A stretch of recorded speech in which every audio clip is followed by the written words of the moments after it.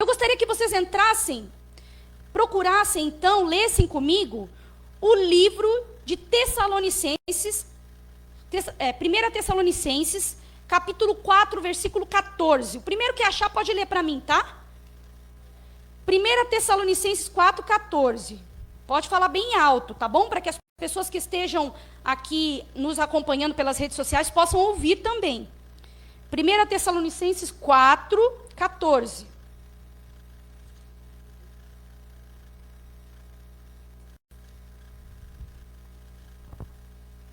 Pois, se cremos que Jesus morreu e ressuscitou, assim também Deus, mediante de Jesus, trará em sua companhia os que dormem. Então, essa é algo interessante, foi uma afirmação muito interessante de Paulo. Né? Ele disse o seguinte: poxa, se nós cremos que Jesus ressuscitar, o que é impossível para ele, ressuscitou, por que ele não vai me ressuscitar? O que é impossível para ele? E o interessante com isso é que o amor de Deus, gente, ele é tão grande por nós, que entregou seu filho. Você acha que diante de um amor desse ele vai esquecer dessa promessa? Ele já fez tudo por nós. Agora, por que ele não guardaria uma promessa diante de um amor tão grande por você? Tá aí uma pergunta que vocês deveriam se fazer, que nós deveríamos nos fazer. Jesus irá voltar sim, porque ele me ama, porque ele te ama, além do que e ele já provou isso na cruz do Calvário, ele me ama além do que eu posso imaginar. E se ele me ama desse jeito e me prometeu, ele vai cumprir. Assim como um pai promete algo para um filho e luta todo dia para cumprir aquilo que ele prometeu para o filho. Porque ele ama. Vocês conseguem entender isso? Como é maravilhoso? Vocês já pararam para pensar nisso? O tamanho do amor de Deus por você revela que a promessa é verdadeira, que ele vai cumprir. Porque ele fez a maior das coisas que podiam ser feitas. Então, mas ainda existem pessoas que se perguntam: como será essa vinda? Para que Deus vai voltar? Por que será? A Bíblia responde essas perguntas. Mas exatamente, muitas pessoas têm essa dúvida. Claro, a Bíblia responde essas perguntas. Mas muitas pessoas, muitas vezes nem leem a Bíblia, ou as pessoas lá no mundo têm essa curiosidade. Mas para que Jesus vai voltar?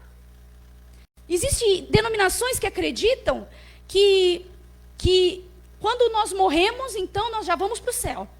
Ora, se isso acontece, para que Jesus voltará? Jesus vai voltar, como ele prometeu. E ele prometeu porque ele precisa cumprir toda a obra dele. A obra completa que ele iniciou lá no Jardim do Éden. Então é por isso que ele tem que cumprir. Então, mas algumas pessoas ficam pensando: mas para que Jesus vai voltar? E se eu não conseguir passar nesse crivo, nesse juízo? Né? E algumas pessoas pensam assim: nossa, eu tenho tantos planos aqui, a minha vida está tão boa aqui. É interessante que teve uma história que eu ouvi uma vez, que um pastor estava pregando e o pastor estava conversando. Na verdade, ele estava dando um estudo, eu não me lembro muito bem, mas ali naquele momento ele disse assim: ó, você quer que Jesus volte agora? Você anseia pela volta de Jesus?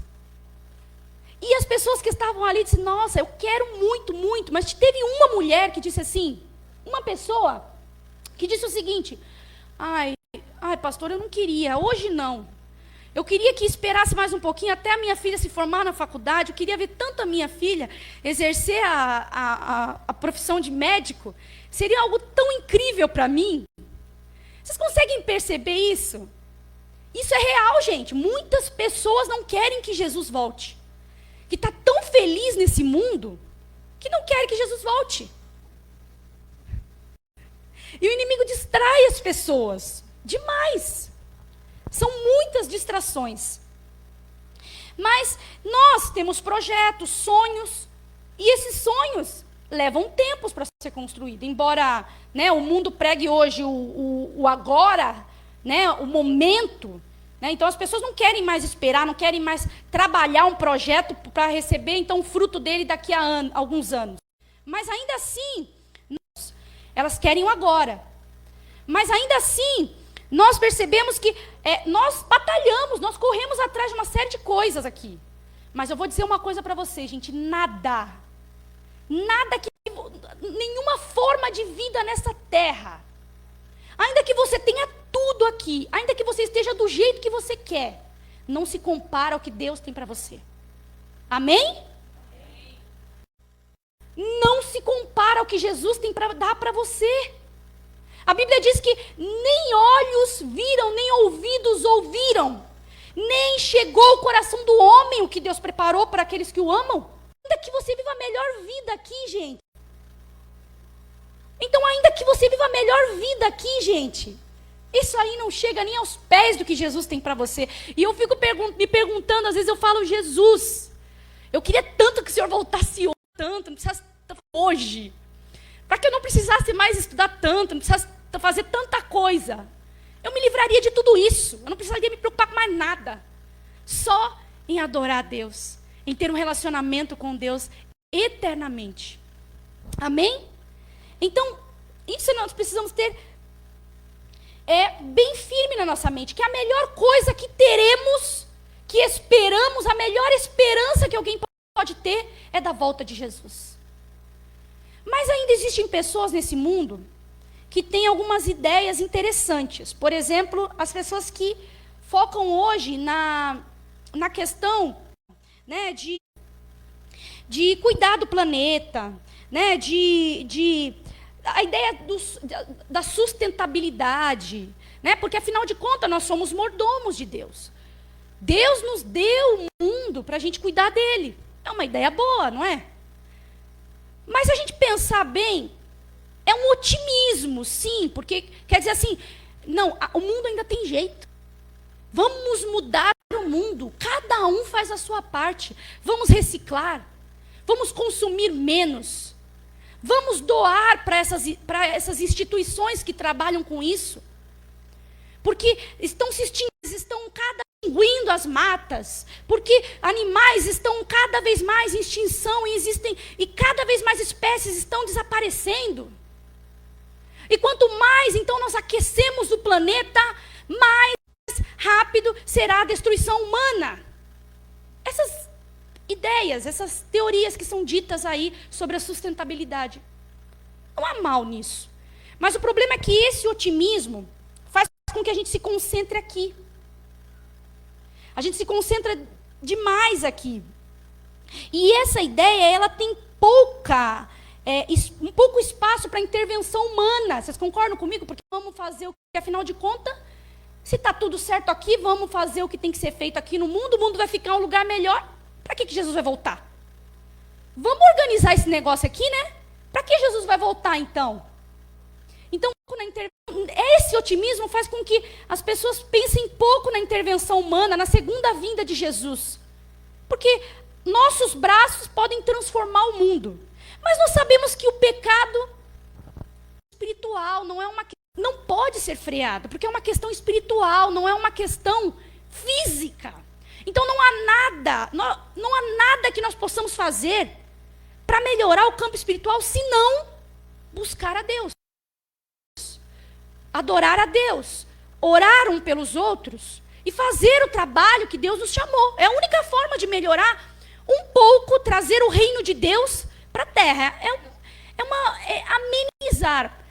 Mas ainda que todos nós façamos um pouquinho, vocês concordam comigo que tem muita gente que não fará? Tem muita gente que não quer saber de nada dessas coisas? Essa ideia do reino de Deus aqui. Então, essa ideia do reino de Deus aqui, ela ameniza um pouco. Mas ainda assim ela não vai alcançar 100% das pessoas. É impossível. Porque o próprio Jesus, ele falou, esse evangelho será pregado a todo mundo. Tá, todo mundo vai conhecer Jesus. Mas nem todo mundo vai aceitar. Né? Porque isso é inevitável. O ser humano, ele toma a própria decisão. E sempre influenciado pelo mundo espiritual. Sempre. Os anjos, o Espírito Santo vai influenciar, mas infelizmente também o maligno também vai. Então, mesmo assim, a gente não pode ter medo. Se preocupar demais, sabe? E dizer assim, ai, mas será que eu vou ser aprovada naquele grande dia? Será que, como é que vai ser? E será que eu vou sofrer muito? Será que eu vou estar entre os últimos lá e vou passar pela grande tribulação? Como é que vai ser? Né? Será que meu filho? Dá um certo medo, né? E algumas pessoas, ainda muitas pessoas, gente, duvidam da volta de Jesus e vivem como se Jesus não fosse voltar. E eu estou dizendo isso no meio cristão, não estou falando isso para as pessoas do mundo. Muitas vezes nós agimos como se Jesus não fosse voltar, como se não houvesse julgamento. A gente faz coisas escondidas. Ah, o pastor não está vendo, não. Achando que ninguém está vendo. Opa, ninguém. Ó, o pastor não está vendo, não. Né? O ancião não está vendo, não. Então dá para fazer. Ah, meu filho, mas quem é que vai te fazer mal, está vendo. Quem quer te fazer mal, está vendo. E esse é o problema. Porque enquanto a lei te guarda, o pecado te entrega para o mundo. Te entrega para o buraco. Infelizmente é assim.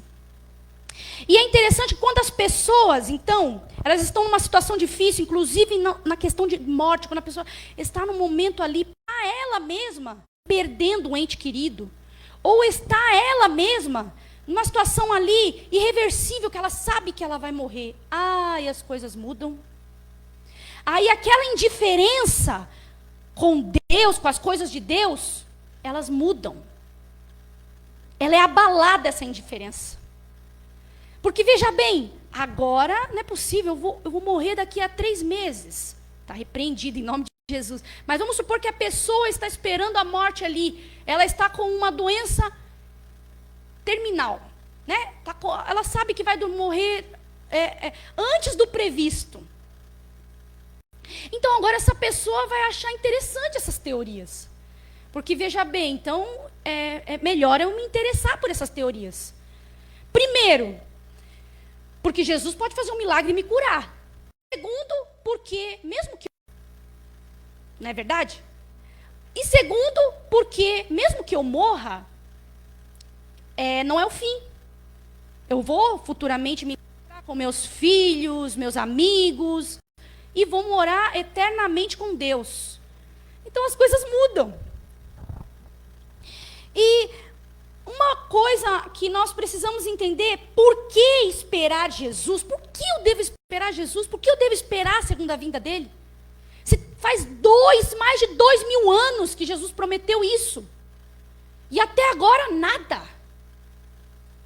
E muitos esmoreceram. Usam isso como pretexto para dizer... Né? Inclusive muitas pessoas usam isso como pretexto para dizer... Esse negócio é conversa. Jesus prometeu isso há tanto tempo. E as pessoas acreditam ainda hoje. Mas eu devo esperar Jesus primeiro. Porque Cristo, ele venceu a morte, gente. Uau! Louvado seja Deus. Então, o Cristo, ele venceu a morte. Então, lá em Lucas, eu gostaria que vocês abrissem as suas Bíblias, lá em Lucas 24. Lucas 24, 39 ao 43. Lucas 24. Você que está aí na sua casa, também acompanhe conosco, tá bom? Pega a sua Bíblia. Lucas 24, 39 ao 43. Vamos ver como Jesus venceu a morte? 39 ao 46. 43, desculpa. 24. Tá. Todos acharam, né? 39 diz assim, versículo 39. Vede as minhas mãos e os meus pés, que sou eu mesmo. Apalpai-me e verificai, porque um espírito não tem carne nem ossos, como vedes que eu tenho. Dizendo isto, mostrou-lhe Jesus as mãos e os pés. E por não acreditarem eles, ainda por causa da alegria, estando admirados, Jesus lhes disse: tendes aqui alguma coisa para comer? Então lhe apresentaram um pedaço de peixe assado e um favo de mel. E ele comeu na presença deles. Jesus venceu a morte. Você sabe que é muito interessante que para os judeus era muito difícil acreditar nisso. Era muito difícil. E ainda mais porque naquela época existia uma forte presença greco-romana, ideias greco-romanas. Então alguém ressuscitar em carne era algo que eles nunca tinham ouvido. Era algo novo. Eles acreditavam que coisa desse tipo. A alma podia separar do corpo. Alguma coisa desse tipo. Mas a alma viveria, e não o corpo. Porque veja bem, gente. Um corpo sem vida voltar a viver? Depois que vira pó, voltar a viver? Era algo inimaginável para eles. Então era normal aquela atitude dos discípulos diante de Jesus. Jesus olharam ele e falaram: não é possível, é um espírito. Porque era o que eles aprendiam naquela época. Deve ser o espírito de Jesus. Jesus falou: não, eu ressuscitei. Me toquem, podem ver aqui. Por acaso um espírito come? E ainda eles cheios de dúvidas, Jesus falou: não, eu vou tirar essa dúvida. Eu vou comer aqui na frente deles para eles perceberem que eu realmente sou carne. Porque era difícil acreditar nesse fato naquela época. Era muito difícil. Então, era uma ideia nova. E Jesus Cristo, então, mostrou que é possível alguém reviver depois de estar morto. Porque ninguém contesta a questão de que Jesus morreu. Ninguém contesta. Então Jesus reviveu. E isso é interessante porque também outros, apesar de outros, a questão da ressurreição, por exemplo, já ter acontecido a questão da ressurreição, por exemplo, no Antigo Testamento, Eliseu, Elias ressuscitaram pessoas, e foi difícil. É difícil encarar isso. Foi difícil para os judeus. E quando Jesus ele fez aquilo floresceu nos discípulos. Por quê? Porque Jesus precisava mostrar para eles que isso realmente era possível. Que realmente aquilo que aconteceu com Eliseu e com Elias, eles poderiam fazer o mesmo. E eles realmente fizeram. Realmente fizeram depois disso. Então, eu tenho que esperar Jesus, eu espero a segunda vinda de Jesus, porque ele venceu a morte. E se ele venceu a morte, por que nós não venceríamos também? E agora eu pergunto para vocês, aí você pode me dizer assim: Rose, mas Rose, eu vou virar pó. Jesus só estava morto há 3 dias. E eu vou virar pó. Né? E aí a própria Bíblia diz que quando Jesus, então, na ocasião da ressurreição de Jesus, outras pessoas também ressuscitaram. E pessoas que estavam no pó. Vocês lembram disso? Então, para Jesus, que criou o ser humano do pó da terra, o que é? Acredito criar ele. Então, se eu acredito que Jesus Cristo morreu na cruz e ressuscitou, eu acredito também que Jesus vai me ressuscitar. Amém? Amém. Louvado seja Deus. O segundo motivo para esperar a volta de Jesus é que a ressurreição ela é real, ela não é conversa. Ela vai acontecer. E Paulo, a segunda vinda vai acontecer. E Paulo, quando ele foi pregar ali para os gregos, né, quando ele foi lá para a Europa, para as regiões da Europa, pregar, imagina, para os gregos, gente, você imagina, sabe essa ideia greco-romana que eu falei para vocês? Que eles tinham, de que o espírito separava do corpo e somente o espírito vivia. Gente, lá, essa ideia era a base. Essa era a cultura daquele povo. Agora imagine você chegar com uma coisa totalmente nova, uma história totalmente nova, ao que eles aprendiam nova e totalmente contrária ao que eles aprendiam desde criança. Era surreal. Olha, Paulo tinha que estar muito cheio do Espírito Santo mesmo, para poder enfrentar uma barra dessa. E aí ele falou lá em 1 Coríntios 15, 16, vamos ver? 1 Coríntios 15, 16.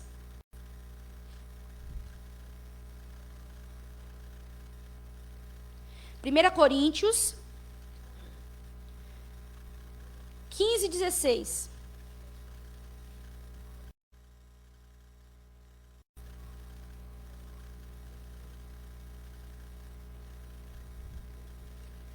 Pode ler quem já achou e que tem a voz mais bem alta. Porque se os mortos não ressuscitam, também Cristo não ressuscitou. Olha que interessante. Ele estava falando isso para a igreja. Para a igreja de Corinto. E ele chegou assim e falou, gente, porque era difícil acreditar, gente, vocês concordam comigo? Ainda que eles vissem todo o poder de Deus através da vida de Paulo. E aí eles acreditassem naquilo que Paulo falou. Era difícil as duas culturas, sabe? Conciliar as duas culturas, as duas ideias.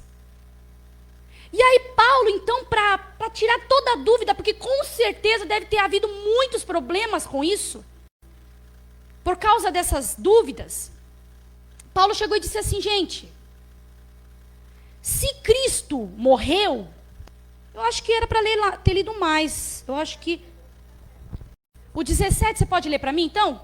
Pode ler? E se Cristo não ressuscitou, é vã a vossa fé, e ainda permanecemos nos vossos pecados. Isso, era até o 17. Pensem comigo, 17 mesmo. Então ele disse assim, gente, pensem comigo. Vocês acreditam que Jesus Cristo ressuscitou? Sim, acreditamos. Porque se vocês acreditam que Jesus Cristo ressuscitou, então vocês também acreditam que Jesus pode se ressuscitar. Mas se vocês não acreditam que Jesus Cristo ressuscitou, o que vocês estão fazendo aqui na igreja? Você está perdendo o seu tempo. Porque afinal de contas, se você não acredita que Jesus Cristo ressuscitou, e logo vai voltar para nos ressuscitar também, a sua fé é vã. É inútil. Vocês conseguem perceber isso? Vocês já pararam para pensar nisso? Então ele falou claramente para o povo entender, de forma objetiva, olha gente, se vocês acreditam que Jesus Cristo ressuscitou, então vocês também vão ressuscitar. Se vocês não acreditam, então o que vocês estão fazendo na igreja? Meu Deus. Então, essa esperança, ela é possível. Crer na cruz é crer na ressurreição de Jesus. Amém? Amém. Louvado seja Deus.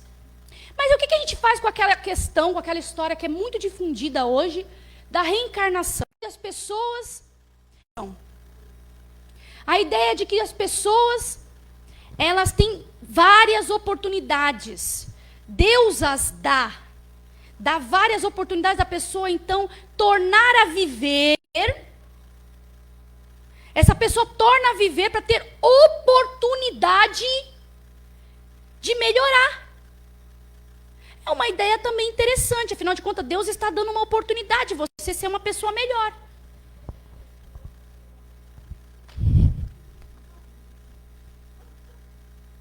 Mas você imagine comigo, gente. Para ter essa oportunidade, então significa que eu vou ter que me esforçar muito. Esforçar demais. Muito. Todas as vezes que eu voltar, eu tenho que me esforçar demais. Esforçar muito para quê? para crescer. Mas uma coisa é meio estranha, porque se eu não sei da minha outra vida, o que eu errei lá, o que eu preciso melhorar, como é que eu vou melhorar essa vida? É uma coisa assim que não tem muita lógica. E outra coisa também interessante. Hoje existe também, as mesmas pessoas que pregam isso, muitas vezes pregam a questão do relativismo. Sabe aquela questão de que, então, depende da sua visão, o que é bom ou ruim? Talvez o que seja bom para minha irmã aqui, não seja bom para mim. Então, o que é bom e ruim, interpretando. Logo, ruim depende da pessoa que está interpretando. Logo, não existe um padrão. Vocês concordam comigo? Porque um padrão é algo definido como bom e ruim. Se houver esse padrão, isso é bom, isso é ruim. Mas se não houver esse padrão, de acordo com o relativismo, como é que essa pessoa vai saber o que é bom e ruim para melhorar na próxima vida? Não tem muito sentido. Não é verdade? Vocês percebem que só de a gente raciocinar um pouquinho, a gente percebe uma série de equívocos nessas teorias? Poxa. Então, aí a gente fica se perguntando, poxa, como é que eu vou fazer esse progresso? Como é que eu faço esse progresso se eu não sei nem onde eu parei na vida anterior, eu não sei, afinal de contas, nem o que é certo, o que é errado, o que Deus espera, porque, afinal de contas, o que é certo para mim não é certo para o outro, e aí? Mas a gente pode analisar o seguinte, gente. Realmente essa teoria, ela vai totalmente contra a Bíblia, né? Não é isso que nós vemos. E eu gostaria que vocês abrissem, então, as suas Bíblias lá em Hebreus, capítulo 9, versículo 27. Hebreus 9, 27.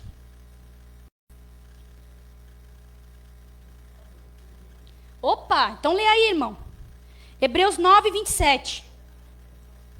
Só aguarda um pouquinho que os irmãos estão procurando ainda. Hebreus 9, 27.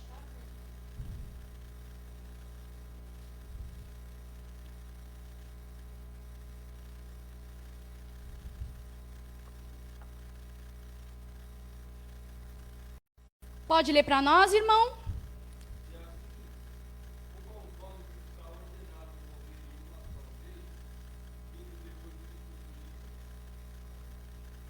Então, vocês percebem que Paulo, ele falou ali aos hebreus, que para o ser humano, a morte é uma só, é só uma morte, gente. Meu Deus, imagina se sofrer nesse mundo tantas vezes, como a irmã falou. Passar por esse mundo tantas vezes de angústia, de traição, de dor, de guerra, de sofrimento. Não dá, gente. Não dá. Né? Tanto porque o ser humano ele nasceu para ser linear, eterno. Eterno é algo linear, entende? Morrer, viver, não me parece algo linear. Então, é interessante que o sacrifício de Jesus, a gente pensa em algo, sacrifício de Jesus, quando a gente pensa no sacrifício de Jesus, a gente pensa em algo muito alto, maior do que poderia ser feito por outra pessoa. Nenhum outro sacrifício pode ser comparado. Não há nada no mundo que possa ser oferecido melhor do que o que foi dado. E se esse sacrifício é o maior, ele não precisa repetir. Se Jesus morreu e viveu só uma vez, por que eu tenho que ficar morrendo um monte de vez? Bastou uma morte, um sacrifício, para que tudo fosse resolvido. Porque o inimigo, ele esperava um sacrifício. Para ser um único sacrifício, tinha que ser o sacrifício. E ele recebeu esse sacrifício. E ele viu esse sacrifício. É incontestável esse sacrifício. Não tem como ele dizer, porque, assim, não aceita esse sacrifício aí não, porque foi um anjo que se entregou aí. Não, foi o próprio Deus que se entregou. Então, não há questionamento por parte do maligno, não há. Logo então, obviamente, você, vamos ressuscitar, assim como Jesus ressuscitou, vamos morrer somente uma vez, e bastou somente um sacrifício. Então, e uma coisa também que nós precisamos parar e analisar é que ainda que você esteja na melhor situação na sua vida hoje, gente, nada nesse mundo é o suficiente para satisfazer o nosso desejo pela eternidade, gente. Nada, nada. Então, ainda que eu morra várias vezes, vai ser em vão, porque eu vou continuar desejando algo eterno, entendem? Eu vou continuar com essa sede do eterno, de algo mais, de algo perfeito, porque nesse mundo não dá mais para viver aqui. Então, ainda que nós sejamos os melhores mordomos, ainda que nós pensemos em cuidar dos planetas, em ajudar os pobres, em fazer o melhor para esse mundo, ainda que a gente faça tudo que tiver ao nosso alcance, ainda há necessidade pela vida eterna, ainda há necessidade de vida eterna. Sempre vai haver necessidade de vida eterna. Então, concluindo, para a gente fechar aqui, nós devemos desejar ardentemente a volta de Jesus. Desejar por quê? Porque ele venceu a morte. E porque também a ressurreição é real. E nós vimos aqui vários argumentos que provam isso, que mostram que nós devemos esperar sim, que é a melhor opção para isso, que nós temos hoje. E ainda que haja qualquer projeto, sinceramente, gente, eu podia estar na melhor situação da minha vida. Eu não quero ficar nesse mundo. Eu não quero ficar nesse mundo. Eu quero a vida eterna. Eu não vejo a hora de reencontrar as pessoas que eu perdi, os amigos, grandes amigos. Meu pai, que faleceu faz 7 meses. Então, tudo isso é um consolo, para que eu perceba, então, que vale a pena continuar no caminho estreito, gente. De mão dada com Jesus. No caminho da verdadeira liberdade. No caminho da verdadeira presença de Deus. Porque no caminho estreito, Jesus está com você. E eu tenho certeza que se você está aqui, ou se você está assistindo, você tem o desejo. Você também sente o desejo pela eternidade. Você também espera algo melhor do que este mundo de destruição, de miséria, de pecado, de destruição, que tem se destruído dia após dia. Nada se compara ao que Jesus tem para nós. E é interessante que quando nós vemos a questão do sábado, nós percebemos que a palavra sábado, ela vem de sabat, que significa descanso. O sábado, ele faz com que nós lembremos que um dia haverá um descanso eterno. Que um dia Jesus voltará. E então, todo mal, todo sofrimento, todo mal, tudo que não agrada a Deus, tudo que não foi feito pelas mãos de Deus, será destruído definitivamente.